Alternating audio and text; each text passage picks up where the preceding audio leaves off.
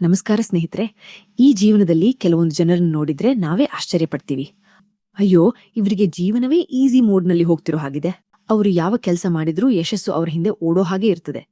ಹೀಗಿರುವವರನ್ನು ನೋಡಿ ಹುಟ್ಟಿನಿಂದಲೇ ಅದೃಷ್ಟ ದೇವತೆ ಜೊತೆ ಬಂದಿರೋರು ಅಂತ ನಾವು ಹೇಳ್ತೀವಲ್ಲ. ಗರುಡ ಪುರಾಣದಲ್ಲೂ ಇಂತಹ ಅದೃಷ್ಟವಂತರ ಬಗ್ಗೆ ತುಂಬಾ ಸ್ಪಷ್ಟವಾಗಿ ಹೇಳಲಾಗಿದೆ. ಇಂದು ಈ ವಿಡಿಯೋದಲ್ಲಿ ಹುಟ್ಟಿನಿಂದಲೇ ಅದೃಷ್ಟವಂತರಾಗಿ ಬರುವವರು ಯಾರವರು, ಅವರ ಆತ್ಮದ ಗುಣ ಏನು, ಜೀವನದಲ್ಲಿ ಅವರು ಹೇಗೆ ಕಾಣುತ್ತಾರೆ ಅನ್ನೋದನ್ನ ಸರಳವಾಗಿ ತಿಳ್ಕೊಳ್ಳೋಣ. ಆತ್ಮ ಶಾಶ್ವತ, ದೇಹ ತಾತ್ಕಾಲಿಕ. ಗರುಡ ಪುರಾಣ ಪ್ರಕಾರ ನಮ್ಮ ಪ್ರತಿಯೊಬ್ಬರ ಆತ್ಮವೂ ಅಮರ, ಆದರೆ ದೇಹ ಶಾಶ್ವತವಲ್ಲ. ಆಯುಷ್ಯ ಮುಗಿದ ಮೇಲೆ ಅದು ಪ್ರಕೃತಿಗೆ ಮಿಳಿತವಾಗುತ್ತದೆ. ಆತ್ಮ ಮಾತ್ರ ತನ್ನ ಪಾಪ ಪುಣ್ಯಕ್ಕೆ ತಕ್ಕಂತೆ ಹೊಸ ದೇಹಕ್ಕೆ ಪ್ರವೇಶಿಸುತ್ತದೆ.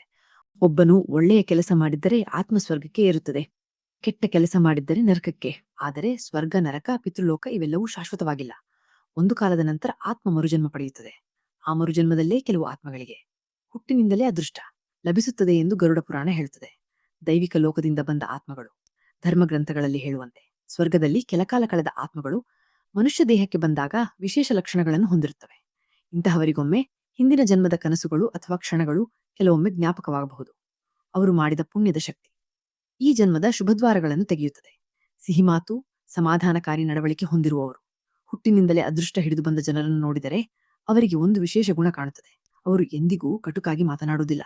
ಅವರ ಮಾತುಗಳಲ್ಲಿ ಮೃದುವಾಗಿರುತ್ತೆ, ವರ್ತನೆಯಲ್ಲಿ ಸರಳತೆ. ಅವರು ಇತರರನ್ನು ಅವಮಾನಿಸುವುದಿಲ್ಲ, ನೋವುಂಟು ಮಾಡುವುದಿಲ್ಲ. ಯಾರ ಜೊತೆ ಮಾತನಾಡಿದರೂ ಗೌರವದಿಂದ, ದಯೆಯಿಂದ ವರ್ತಿಸುತ್ತಾರೆ. ಇವರನ್ನು ನೋಡಿದಾಗಲೇ ಇವರ ಆತ್ಮ ತುಂಬಾ ಶುದ್ಧ, ದೈವಿಕ ಅನ್ನೋ ಭಾವನೆ ಬರುತ್ತದೆ. ನಿಸ್ವಾರ್ಥ ದಾನ ಮಾಡುವ ಗುಣ ನೀವು ಗಮನಿಸಿರ್ತೀರಿ. ಕೆಲವರು ತಮ್ಮಲ್ಲಿರುವುದನ್ನು ಹಂಚಿಕೊಳ್ಳೋದಕ್ಕೂ ದಾನ ಮಾಡುವುದಕ್ಕೂ ಯಾವಾಗಲೂ ಮುಂದೆ ಬರ್ತಾರೆ. ಅವರಿಗೆ ಪ್ರತಿಫಲ, ಬೆಂಬಲ ಬೇಕಿಲ್ಲ. ಇತರರು ಸಂತೋಷಪಟ್ಟರೆ ಅದೇ ಇವರಿಗೆ ದೊಡ್ಡ ಸಂತೋಷ. ಧರ್ಮದಲ್ಲಿ ಹೇಳುವಂತೆ ಇಂತಹ ನಿಸ್ವಾರ್ಥ ದಾನದ ಗುಣ ಹೊಂದಿರುವವರ ಆತ್ಮ ಹಿಂದಿನ ಜನ್ಮದ ಪುಣ್ಯದ ಫಲವನ್ನು ಹೊತ್ತು ತರುತ್ತದೆ. ಹೀಗಾಗಿ ಅವರು ಈ ಜನ್ಮದಲ್ಲೂ ಉತ್ತಮ ಅದೃಷ್ಟವನ್ನು ಪಡೆಯುತ್ತಾರೆ. ಆಕರ್ಷಕ ಸ್ವಾಭಾವಿಕ ಸೌಂದರ್ಯ. ಧರ್ಮಗ್ರಂಥಗಳ ಪ್ರಕಾರ ಕೆಲವರು ಸ್ವಾಭಾವಿಕವಾಗಿ ಒಂದು ಆಕರ್ಷಕ ಹೊಳಪು, ಮೃದುವಾದ ಮುಖಭಾವ, ಸುಂದರ ನಗು ಇತ್ಯಾದಿ ಹೊಂದಿರುತ್ತಾರೆ. ಇದು ಕೇವಲ ಬಾಹ್ಯ ಸೌಂದರ್ಯವಲ್ಲ, ಆತ್ಮದ ಶುದ್ಧತೆ, ಹಿಂದಿನ ಜನ್ಮದ ಪುಣ್ಯದ ಪರಿಣಾಮ.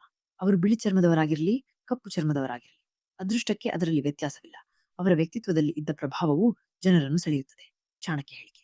ಸ್ವರ್ಗದಿಂದ ಬಂದ ಆತ್ಮಗಳ 4 ಲಕ್ಷಣಗಳು. ಆಚಾರ್ಯ ಚಾಣಕ್ಯರು ಒಂದು ಶ್ಲೋಕದಲ್ಲಿ 4 ಗುಣಗಳನ್ನು ವಿವರಿಸಿದ್ದಾರೆ. 1 ದಯೆ, 2 ಕರುಣೆ, 3 ಇತರರ ಕಲ್ಯಾಣ, 4 ಬಡವರು ಹಾಗೂ ಅಸಹಾಯಕರಿಗೆ ಸಹಾಯ ಮಾಡಲು ಸದಾ ಸಿದ್ಧತೆ.